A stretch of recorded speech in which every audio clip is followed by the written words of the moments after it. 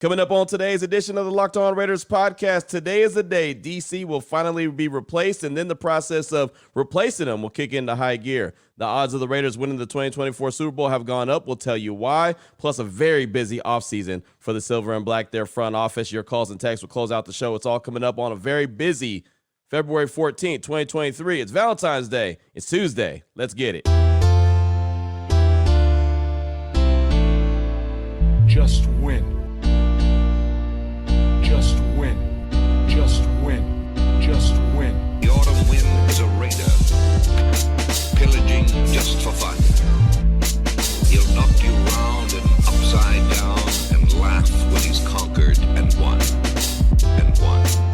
And won. And won. And won. And welcome here, Raider Nation, to another edition of the Locked On Raiders podcast. Thank you so much for making the show your first listen each and every day. Remember, you can find the Locked On Raider podcast free and available on all platforms, including YouTube. Thanks to my man Ari, does a great job each and every day making sure we're up on YouTube. At Ari Produces on Twitter. You can check him out. Today's edition of the Locked On Raiders podcast is brought to you by our good friends at FanDuel. FanDuel Sportsbook, the official sportsbook of the NFL and the NBA. Make every moment more. Visit FanDuel.com/LockedOn today to get started. And got a lot to get to on today's show, a lot of news and notes, or little nuggets I like to call it, and then getting into the offseason. This offseason is going to be very, very busy for the Silver and Black. But officially today at some point, and it might have happened already depending on what time you're listening to this show, Derek Carr will officially be released before 4 p.m. Eastern time. That's 1 p.m. Pacific time. He will be a free agent, and he's available to sign immediately. He does not have to wait till mid-March when the new league year starts at March 15th. He has a whole month head start on everybody else across the NFL. Here's Ian Rappaport from NFL Network talking about what will happen with Derek Carr today at some point. Right before the Super Bowl, sources said Derek Carr informed the Raiders that he would not accept a trade to the New Orleans Saints, and the two teams had essentially worked out the framework of a deal. Could have been done had Derek Carr given his okay, but he wasn't going to accept a trade anywhere. His fully guaranteed money, $40 million, becomes guaranteed tomorrow at 4 p.m. Because he is not going to accept a trade, I'm told the Raiders are going to release him tomorrow. He will no longer be the Raiders quarterback. They will simply move on, get out from under the money, and plot their new path forward with a new quarterback. And then Derek Carr will instantly become the top free agent available. Unlike most free agents who have to wait until mid-March, he could sign now. Among the teams expected to be interested, still the Saints, the Panthers, the Jets, the Titans, and some others. So again, the big deal right there, he can sign with anyone he wants to immediately, does not have to wait till mid-March. That's a big deal. I think that the Jets, obviously we know the Jets are really desperate for a quarterback, right? They're really going all in to get a quarterback. They have the cornerback market. They have it basically surrounded and covered. And what I mean by that, the Jets are hiring former Titans offensive coordinator Todd Downing as their new passing game coordinator, and as a veteran assistant with extensive experience to join Nathaniel Hackett. Robert Saleh continues to beef up his offensive staff. Well, the thing about that is Todd Downing, as we all remember, was the Raiders quarterback coach for 2015 and 2016, and then became the offensive coordinator in 2017. He's got a big-time connection to Derek Carr. So if the Jets don't get Aaron Rodgers, like I believe that they're going to try to put a full court press on, as they should, if they don't get Aaron Rodgers, then I believe their next fallback plan will be Derek Carr. But what I mean by having the quarterback corner basically cornered, or the market cornered, Nathaniel Hackett has ties to Aaron Rodgers. Todd Downing has ties to Ryan Tannehill and Derek Carr, and Robert Saleh has ties to Jimmy G. So they've got four quarterbacks that are going to be available, or look like they're going to be available. We don't know yet on Aaron Rodgers, but they have all those connections right there. So they're thinking, we're going to get some quarterback. Don't know who it's going to be, but there's going to be a veteran that comes in here because they believe that they're that close to being a playoff team / a Super Bowl team if they can get the right trigger man. So maybe Derek Carr would do really well in New York. I don't know. Ryan Tannehill, not a big fan of. Jimmy G, definitely not a big fan of. And Aaron Rodgers obviously would make the most sense. So I believe that that'll be the order. Aaron Rodgers are going to try to go and poach him immediately. And I know they've already reached out to Green Bay to check on his availability. And if that strikes out, then I think Derek Carr is option number 2 for the New York Jets. Now, wanted to pass this along from the Westgate Superbook. The Raiders Super Bowl odds have changed. The Superbook has lowered the Raiders from 50-1 to 30-1 to win the 2024 Super Bowl around speculation that they will acquire Aaron Rodgers from the Packers. So what they're saying is we're writing so much Raiders money. We started at 51, went to 40-1, and now we're down to 30-1, and it's not stopping there. That's from Superbook Vice President Ed Salmons. He said it's like a replay of last year when there was a rumor that Rodgers had bought a house in Tennessee and we were writing a ton of business on the Titans. It's like the yearly gift that keeps on giving. Everyone thinks they're getting Rodgers and they're winning the Super Bowl. Now, with that being said, I mentioned the Jets in on Aaron Rodgers. They're also sitting there at 30-1 to win the Super Bowl next season after dropping to as low as 25-1. And he also went on to say, and this is Salmons, we believe the difference between the Jets and the Raiders is that the Jets are a quarterback from being able to win the Super Bowl. We don't think the Raiders are a quarterback away. If the Raiders acquire Rodgers, Salmon said the Super Bowl odds would go down to about 16-1, but he said their true odds to win it all would be 50-1 or 60-1. So again, just because they're taking a lot of money on the Raiders right now to win Super Bowl 2024 doesn't mean that they're going to get Aaron Rodgers. Doesn't mean that they're going to win the Super Bowl. I know a lot of times we look at the books and we look at the lines and say, man, they know something way well before we do. And a lot of times they do. That doesn't mean anything, but I found that to be a little interesting nugget. Thought I'd pass it along. The Raiders went from 50-1 to now down to 30-1. So obviously something to pay attention to. You know what was paid attention to? How about Super Bowl 57? Fox put out their numbers that they did from the Super Bowl. The presentation of Super Bowl 57 scores 6-year high with 113 million viewers. Third most watched television show all time. So the Chiefs beating the Eagles post the best Super Bowl audience since 2017, the most streamed Super Bowl ever, and most streamed event in Fox Sports history. The halftime show with Rihanna was 118.7 million viewership. So think about that. 118.7 million tuned in to see Rihanna perform at halftime. And I thought it was okay. I thought the songs were great, but I didn't think her performance was that great. I thought it was just, it was kind of mid, right? But still, I mean, it's Rihanna. She's got a ton of hits. She was, suspended in there for a while, so thought that was kind of cool. But as far as the performance, it wasn't all that great, but at least the songs were on point. So that's big-time viewership. And look, that's just going to go up each and every year, especially with streaming. Every time you have a new outlet that can stream, as we do, I have all these different technologies where you can watch on your phone, your tablet, whatever the case may be. It's going to continue to go up and up and up. But 113 million viewers for the Super Bowl and 118.7 million for Rihanna's halftime performance. So I thought that was pretty interesting as well. So that's all I got for you for segment number 1 of today's Locked On Raiders podcast, kind of news and notes, a little bit of nuggets around the NFL. Coming up in segment number 2, I'm going to talk about the Raiders' busy offseason. On Monday, we talked about the veteran quarterback versus the rookie quarterback. Well, I posed this question on Raider Nation Radio 920 on Monday. Can the Raiders do enough in the offseason to improve their team enough to compete with the likes of the Chiefs, of the Bills, of the Bengals, of the Ravens when they have Lamar Jackson, of the better teams in the AFC West and also the better teams in the AFC? So we'll talk about that coming up in segment number 2 and what I think that they need to address to make sure that that team is where they need to be. And the question again, can they do enough this offseason to be able to fill all those voids? Again, we'll talk about it coming up in segment number 2. Before we get into that, though, I do want to let you know about BetterHelp. Today's edition of the Locked On Raiders podcast is brought to you by BetterHelp. Give online therapy a try at BetterHelp.com/lockedon and get on your way to being your best self. And we all know that life happens and life happens fast. Matter of fact, praying for all the folks at Michigan State. Saw on Monday night that there was a on-campus shooting, and I don't know all the details, so I'm not going to go into all the details because that would just be speculation. But anytime you hear about a shooting on a college campus or a high school campus or a school in general, right, it's always really bad. That's something that we never want to have to worry about. We send our kids to school, no matter what level it is, and we're expecting them to be safe, right? And so whenever you hear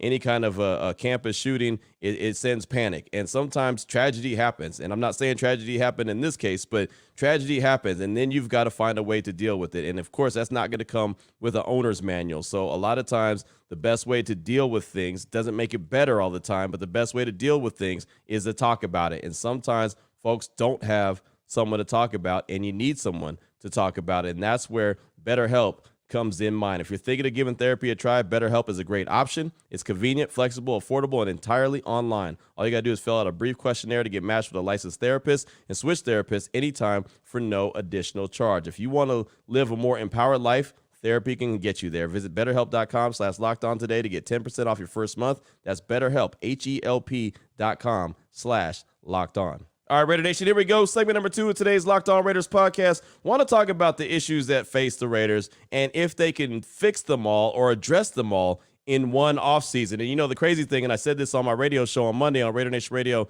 920, is just last offseason, I believe with the acquisition of Davante Adams and, of course, the other weapons, Darren Waller, Hunter Renfrow, Josh Jacobs, Derek Carr, going to have that connection with, Davante Adams. They're going to get that old Fresno State love back together. I thought this was a 10-win, 11-win team. And look, they had a lot of one-score losses. So maybe they could have been, right? If things shook out better for them, if they were able to win a few of those games, if they didn't give up that 20-0 lead against the Cardinals, if, there's other games they were up again, like Jacksonville, they didn't give up that lead, and there was multiple games that they had the lead and just could not sustain it. So if they win the majority of those games, then maybe we're talking about a different team and maybe just being a player or two away from being a lot better team. But as it is right now, you're looking at them as, well, they were a 6-11 team. How do they fix that? Of course, we all know the quarterback is going to be the first domino to drop. It's got to be. As much as there's other issues and other holes on this team, the quarterback is the first and foremost situation. So as I'm looking at the offseason and how I think, as saw the Super Bowl on Sunday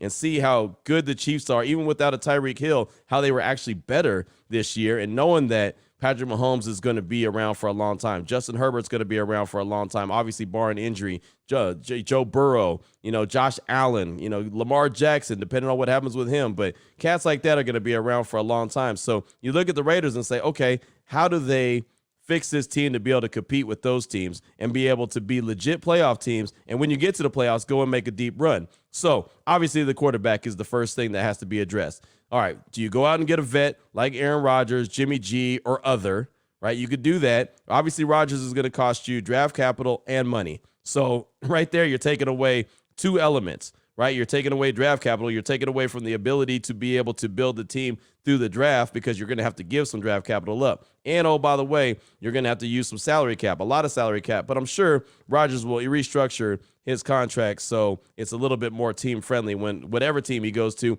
if he goes to another team. Or maybe there's a guy like a Baker Mayfield out there or other, maybe a Jarrett Stidham. I mean, whatever the case may be. You got to address the quarterback position, decide, are you going to go with a veteran or are you going to go get a rookie quarterback? If you go get a rookie quarterback, like we talked on Monday, you'll probably have to trade up to go get your guy. So, again, you're giving up more draft capital, but at least the salary is less than what an Aaron Rodgers salary. So that's one decision. But that's just the biggest decision is the quarterback. Are you going to roll with – you can even roll with Jarrett Stidham. I don't think this is a great idea, but you can roll with Jarrett Stidham and draft a rookie and have them compete. Right? And you still probably have to trade up, though, to go get that rookie. But that's not all that you need. Right tackle, in my opinion, is a need. So you have to address that in either free agency or the draft. Defensive help, plenty of defensive help. Interior defensive line, you got to either address that in free agency or the draft. Cornerback, I really go draft first and then maybe free agency on that situation. If they could find a guy who's a lockdown guy, you could do that. And then is there some trades that you can make? Right? I mean, you're just not going to be able to build the team through free agency. They're going to have to do, like I mentioned before, what Howie Roseman and the Eagles were able to do. They were able to make a couple key trades. They were able to sign a couple key free agents, and they were able to draft really well. Can Dave Ziegler do that? If he can and do that successfully in one draft, because there looks like there's a lot, they're going to have a lot of draft picks. Now, again, they're going to have to give up some draft picks if they want to go up and get a quarterback or if they want to try to trade for Aaron Rodgers. I mean, that's going to cost them a few of their draft picks. But if you're able to hit on others, then there you go. And that's why I don't want them to use any draft capital in following years, like 2024, 2025, and so on. I don't want them, we have to give up 3 first-round picks to move up in the draft, which is, something that they're going to have to do. If they're going to move up in the draft, you're going to give up a lot. So is it worth it? Are you still able to build that team? Because, again, the model is the Chiefs. That's who you're trying to build a team to beat. You also need to make sure that you can compete with the likes of the Bengals, of the Bills. I mean, and even in your own division, the Chargers. And I do think that Denver is going to be better. I mentioned it before. I think Denver is going to be better. They have a really good defense. You might not see their offense turn around immediately, but I think Sean Payton's going to find a way to get them right. So, I mean, if you're looking at all those, and oh, by the way, I think signing Josh Jacobs is important. I think it really is important. And I know some people will probably say, well, he's a running back and let him go ahead and get that money somewhere else. And the Raiders have a couple running backs already in the stable waiting for their opportunity. So maybe that's the case. I still think Josh Jacobs is a priority just because of what he brings to the table. And I think he wants to be a Raider as long as the quarterback position is right. You know, another question that was brought up on the radio show on Monday was, is there a way that you can win now? You can build the team to win now, but also at the same time, try to build it for the future. You know, and it's funny, I'd asked Vinny Bonsignore that, and he said, I think so. I think if you go out and get an Aaron Rodgers, he gives you an opportunity to win immediately, and then you could still continue to build the team with some young guys that you get through the draft. And that might be, but you have to be able to hit. And we all know that the draft is hit or miss. You're not always going to hit on all your draft picks, even if you think, oh, that guy fits the scheme. That guy we know really well. He was a stud here or there. He's going to be a stud in the NFL. And then sometimes it just doesn't pan out. So ideally, and Dave Ziegler has mentioned this before, he wants to try to win right now, but he also wants to build for the future so he can sustain success. And, you know, I like that idea. But someone posed the question to me, and actually it was a statement like, Q, I don't think that that's possible. It's either or. You're either trying to win right now or you're trying to build for the future. But they didn't think it was possible to do both at the same time. So, you know, as I'm thinking about it and trying to break it down, I can understand where they're coming from, because a win now situation would be, you know, Aaron Rodgers. I think that's the best option if you're going win now. I'm not a big believer in Jimmy G, and that's just because of his injury history. That's 100% about his injury history. You know what I say. I've said it on this show so many times. Your best ability is availability, and he's just not available. So that's why I would do that. You know, no one's really talking about Baker Mayfield. Someone brought that up on Radio Row when I was in Arizona, and they said, you know what? Josh McDaniels went and had a private workout with Baker Mayfield when he was coming out of college at Oklahoma, and Baker kind of looked at it like, why are you working me out? You know, I'm about to go number 1 overall. You're not going to have a chance to draft me. Some folks think that Baker Mayfield is a guy that Josh McDaniels might look to and turn to. I'm not a firm believer in Baker Mayfield. I think he's a good quarterback. I don't think he's a guy that I would look at and say, yeah, that's the guy I hope the Raiders go out and get. And he's the veteran. Even if they have a young guy sitting behind him, I just don't know how comfortable I'd be with Baker Mayfield. But you know, he's got a little bit of swagger to him. He's obviously confident enough. We all know he's got some confidence. So that could be a dark horse. When I'm talking about vets, we're talking about a lot about Aaron Rodgers and Jimmy G. That could be the other. It could be Baker Mayfield. And again, that was just something that was suggested to me on Radio Row when I was in Phoenix, Arizona for Super Bowl 57. So just one of those things I kind of put an asterisk next to and said, you know what? I'm just going to keep my head on a swivel when it comes to that situation, because it could be a possibility. Like I said, nobody's really talking about Baker Mayfield, but there's a lot of areas that need to be addressed. Again, quarterback first and foremost. You know, vet, rookie, or both. What are you going to do? Right tackle needs to be addressed. Defensive help, a lot of it. Interior defensive line. Cornerback, got to get a really good cornerback, man. It's been a long time since the Raiders had that dude. I thought Nate Hobbs was going to be able to be that dude this past year, and he was injured and banged up most of the time. So they got to get that guy, you know. And even if Nate is a number 2, that's fine. But they've got to be able to address it, and I think Josh Jacobs returning is a must. If you want to have an opportunity, and especially show those cats in the locker room, like, hey, these guys, if you go out there and grind and you do what you're supposed to do, and even if we decline your 5th-year option, no big deal, because we're going to take care of you after you reward us with a hell of a season, and that's what Josh Jacobs did. So, I guess it's possible. It seems like it's a tall task to get it all done. So if you can't get it all done in one offseason, can you get enough of it to compete?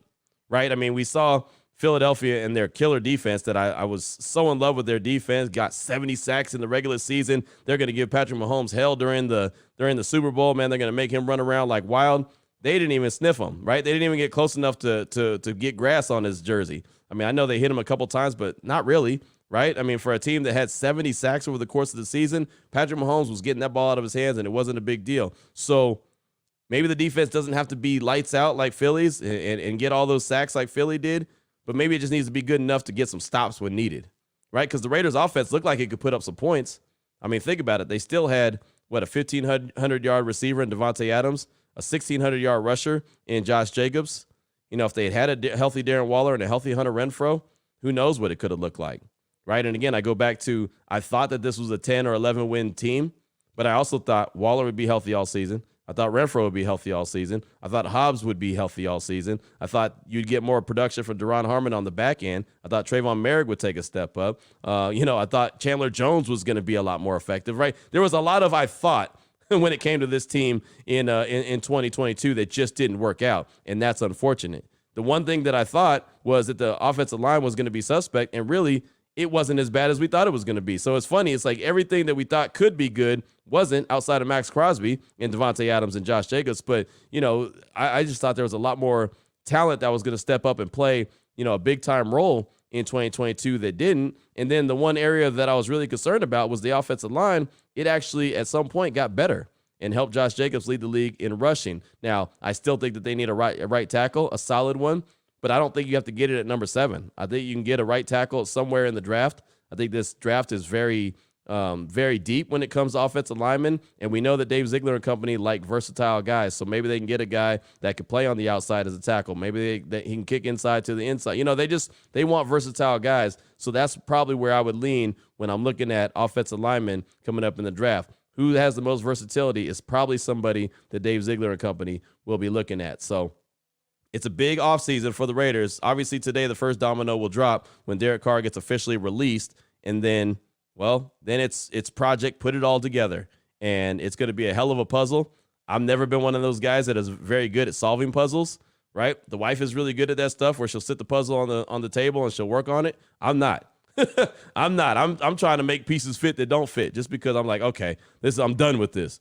I'm done. Let's just force this to fit. I was the kid that I would pull the stickers off the Rubik's Cube and just, put them back on where it's right. So it looked like I solved it. I didn't solve it. All the stickers were coming off the damn Rubik's Cube because, well, I didn't have the patience to try to figure it out. So this is a puzzle for Dave Ziegler and Josh McDaniels and Champ Kelly and company that is going to be a hell of a puzzle. How patient is Raider Nation going to be, right?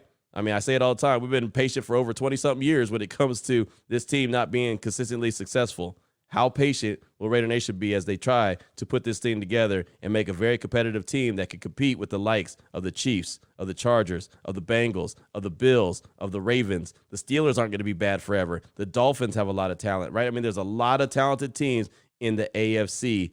Can the Raiders build that team up to compete with them?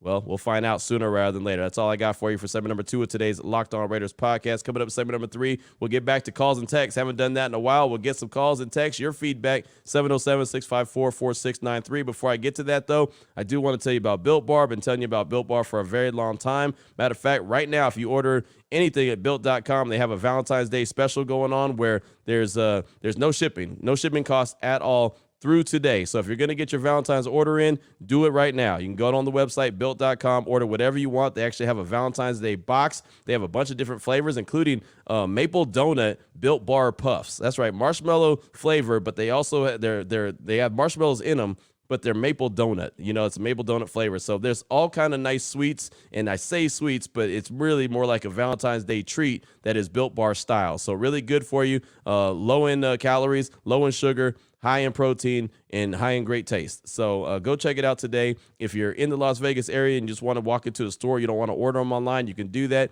You can walk into your local Smith's. You can walk into your Sam's Club. They have the 13-count box. They have the 4-count box. They're right there early, easy for you to conveniently pick up and walk away. But if you're anywhere else in the world and you don't want to walk into a store, or maybe you're in the Las Vegas area and you still don't want to walk into the store, go to Built.com. Check it out today. Again, they got a lot of specials, especially Valentine's Day related, and that could be a nice little cherry on top of whatever you have planned for your Valentine's Day. Oh, by the way, here's a box of Built Bars, maple donut style. Right? Go ahead and check it out today, Built.com. Here we go, Raider Nation, segment number 3 of today's Locked On Raiders podcast. Your calls and texts straight off that Locked On Raider podcast voicemail line, 707-654-4693. Went a little long there in segment number 2, so only going to have time for a couple calls and texts. So let's start things off with Central Valley Raider. He's calling to talk about defenses and how he thought it would shine on Super Bowl Sunday, but it didn't. And then he talks about the Derek Carr situation. Here he is, Central Valley Raider. Hey, Q, this is Central Valley Raider. Hey, just wanted to touch bases with you. Well, I text you and a couple of the guys, Hondo, Vinny, Heidi, Evan Goat from another podcast, and Murph. And I think I said today, and this is Super Bowl Sunday, obviously, I said we will see why defense needs to be a key component to the success of the Raiders. And Lord behold, Philadelphia stinks it up defensively. You know, I don't know, man. They shut down and do a really good job against the 49ers and some really good teams. And I still am in denial. Mahomes is a good quarterback. I'm going to give him his love, but I want to blame it more on Philly than Kansas City. I don't know. Maybe I'm biased because I'm a diehard Raider fan. Anyway, and then the other thing I'd like to talk about was the Derek Carr situation, about, refusing to be traded. I knew it all along. People are getting really angry, posting stuff on Twitter. To this day, I still believe there's one Raider Nation, and then there's a so-called Raider Nation, a bunch of people that are just trolls.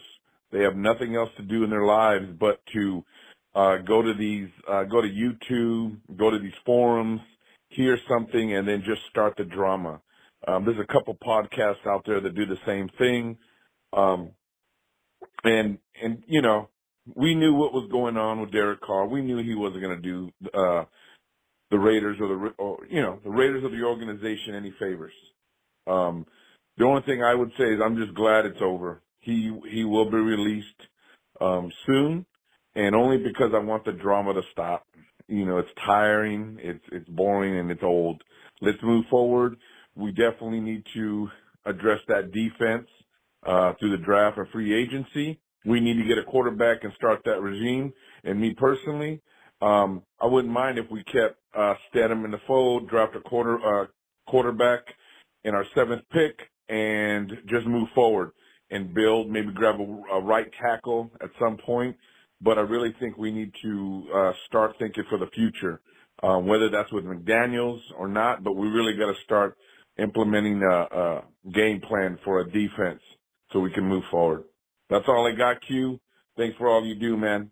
Tetravalent Raider out. Thank you for the call, my man. I appreciate you. And yeah, man, I was really surprised that Philly's defense was not a bigger factor on Sunday. I really was. And as far as the Carr scenario goes, it's coming to a close. But unfortunately, I think the storyline is going to keep going, good or bad, right? Think about this. No matter what happens, whatever team Derek Carr goes to, if he does really well, you're going to have the people saying, see, he could be doing that for the Raiders. See how stupid the Raiders were to let him go? And if he does bad, then you'll have the other group of people saying, see, that's why they let him go. He's not very good. Where is the naysayers now? You know what I mean? Like, it's going to be, I feel like you're going to have at least a year of going back and forth on Derek Carr. Now, that's not something that I'm going to do on this show. I'll be glad when this whole situation is over, not because I don't like Derek Carr. I just hate how I feel like the fan base has been divided, right? And I just know growing up, I was always a Raider fan. I was never just one particular player that, okay, if that player is not around, I'm not going to be a fan of the team anymore. But I know that there are people that, aren't big Raider fans anymore because of the situation with Derek Carr. And I just hate that for the fan base. The one thing I always loved about Raider Nation, whenever people asked me why I chose to be a Raider fan, it was because it was always a family. That's how I told everyone who wasn't a fan. And I said, hey, man, when you go to the Coliseum, it is a family affair. It doesn't matter what you look like. It doesn't matter where you come from. It doesn't matter how much money you make. We're all rocking the silver and black. We're hugging each other during good plays. We're high-fiving. We're talking trash to the other fan base. It is one big happy family. And I promise you, no fault of Derek Carr's, but himself has really just divided, the fan base, at least.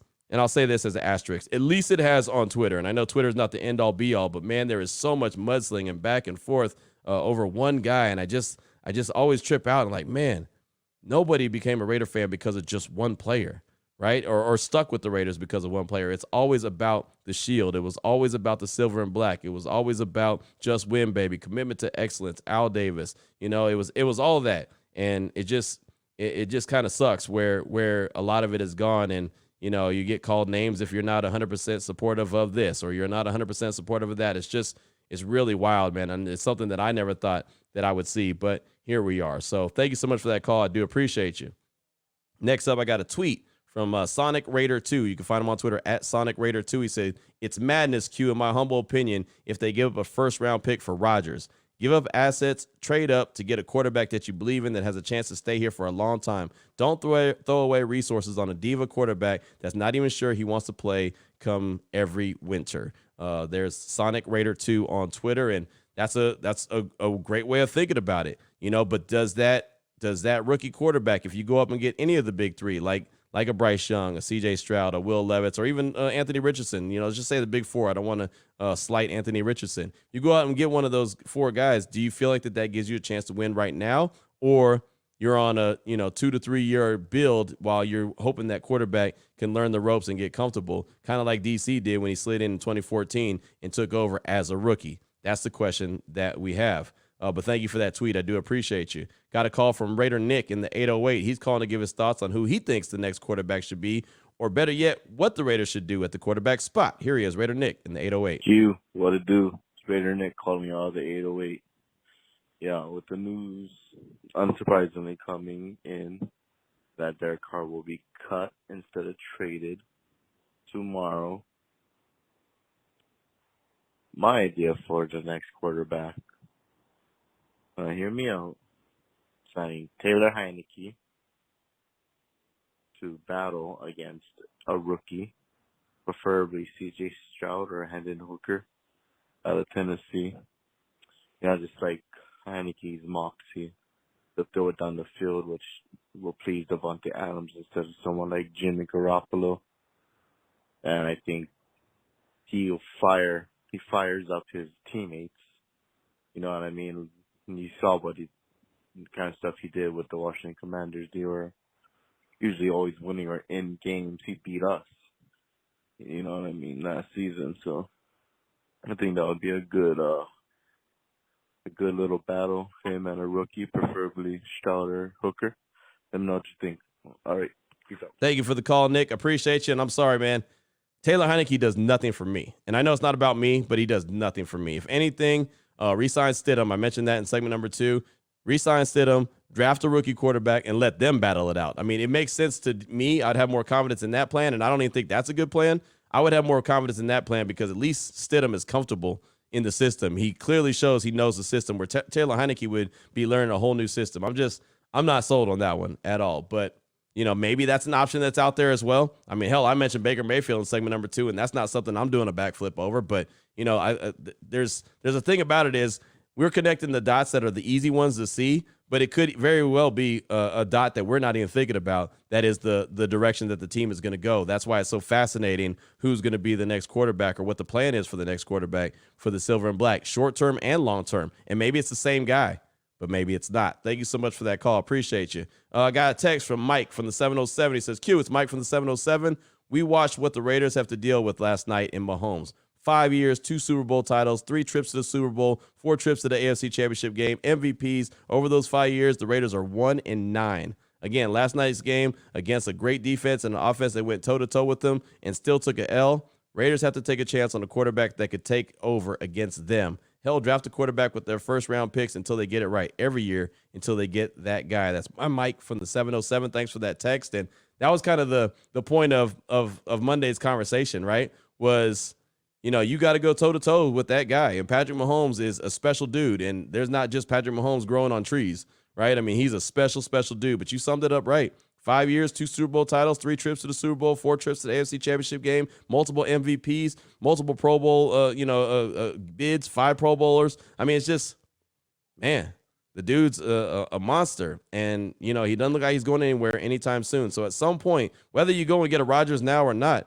you're going to have to find a quarterback that can sling it with the best of them, with the Herberts, with the Mahomes, with the Allens, with the Burrows. I mean, it's the reality of it. You're going to have to do at some point. So thank you so much for that text. I appreciate you. I think I got time for one more call. How about Heavy D in Western New York?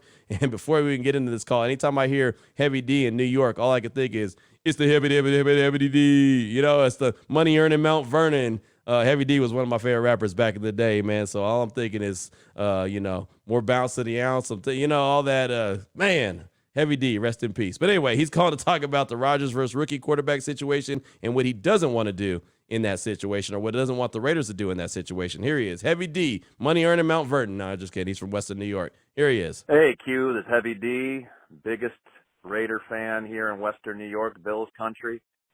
Today you posed the question, do I want Aaron Rodgers or a rookie? I do not want Aaron Rodgers, and I don't think anyone in Raider Nation should either. I'm getting a lot of traction online, people wanting Aaron Rodgers, and I just don't understand. The man's 39, just came off a poor showing. He's locking himself in a house for 4 days, waiting for some epiphany. Can't even decide if he wants to play again next year, much less a year after that. Rodgers is a diva. I don't want to sit around and wait every offseason for him to decide if he's going to play or not. I don't envision any universe where he's going to get along well with Josh McDaniels. I read a long piece in SI about the Derek Carr McDaniels divorce, and basically it said McDaniels is really hard to work for and that he's critical. He's critical of his QBs in front of the team. And Rodgers doesn't seem to me to be the type of guy that is going to tolerate that type of criticism. I could also see him coming for 1 year and then keeping us in limbo again, deciding if he wanted to come back to the Raiders or engineer a trade elsewhere. So if I'm going rookie, trading draft capital to trade up a few spots for a rookie, or trading what I think the Packers are going to ask for multiple first-round picks for this guy. I've seen people say I'd give a 2 for him. Well, yeah, I'd give a 2 for him, but the Packers aren't going to go for that. Don't want Aaron Rodgers. If we're going to move up and spend draft capital, I'd much rather be on one of those 3 rookies. That's all I got. Frustrated reading online all this love for Aaron Rodgers. Get him here, get him here. Even the Raider players, get him here, get him here. I'm just not feeling it, and I don't see how it's going to help us at all. Thanks for the call, my man. I appreciate you. And that's really the question that needs to be answered, right? Do you rather give up capital for Rodgers or capital for a rookie quarterback? And I'm with you. I think Green Bay is going to ask for a lot. I have no idea what the Raiders are willing to give up. Dave Ziegler, so far, in a very short amount of time with the Silver and Black, has shown that he could be disciplined, and he's only willing to do so much, and that's when in free agency, really. I thought he did a good job with the Devontae Adams trade, where it was the first and the second in 2023's draft, and then it was done. Didn't linger into another year. I was good with that, but I'm with you. I think Green Bay is going to ask for a lot, especially since they know that Aaron Rodgers is the biggest name out there. He's going to be the biggest name, especially since Tom Brady already retired. So if the trade capital wasn't a lot, I'd definitely be all for getting Aaron Rodgers. But still, at some point, you've got to find who your young cat's going to be that could take you into the future and really ride with him for a long time. So it's one of those situations that you just don't know how it's going to play out. I don't know if the Packers are even thinking about trading Rodgers. So we're all just assuming that he's going to be traded, but he might come out of his dark 4-day dark visit or whatever he's in and decide, I don't want to play anymore. Or, I don't know, Green Bay is where I'm going to go. Like, we have no idea. You have no idea what's going on in Aaron Rodgers' mind. Apparently, he's supposed to be on the Pat McAfee show today, but at the same time, he's supposed to be in his dark cave or his dark place that he's at for 4 days. So I don't know what the hell's going on, but I'm sure we'll find some stuff out sooner rather than later. So I think that's all I got time for on today's show. Yeah, I'll get a text from Mike in the 862 coming up tomorrow. Fitz Raider in the 805. I'll get him tomorrow as well. Plus, we'll have more news and notes, and Derek Carr will officially be a free agent by the time we talk tomorrow. And, of course, we'll have plenty to talk about here on the show. So, Raider Nation, as always, man, thanks so much for making the show your first listen each and every day. Remember, you can find the show free and available on all platforms. That includes YouTube. Thanks to my man Ari on Twitter, @Ari Produces, doing a fine job each and every day. And Raider Nation will be back tomorrow with more Raider conversation as we roll through this very, very busy and important offseason for the Silver and Black. So until tomorrow, Raider Nation, take care of yourself, take care of your family, love on your family. Most importantly, as always, just win, baby.